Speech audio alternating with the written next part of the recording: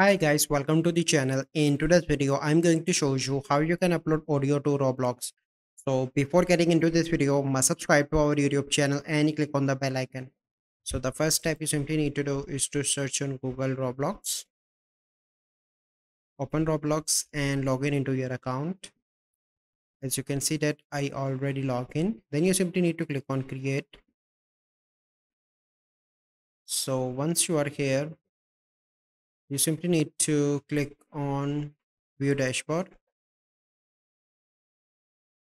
Okay, here you need to click on development items, click on audio, and then you simply need to click on upload asset, click on upload, and here you need to select the audio from your PC.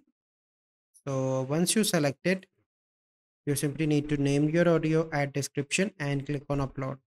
So let me show you, I already uploaded. So here you can see that. So this is the process. I hope you find this video helpful. If you find this video helpful, must like this video, subscribe to our YouTube channel for future videos. We'll see you in the next video. Thank you. Have a good day.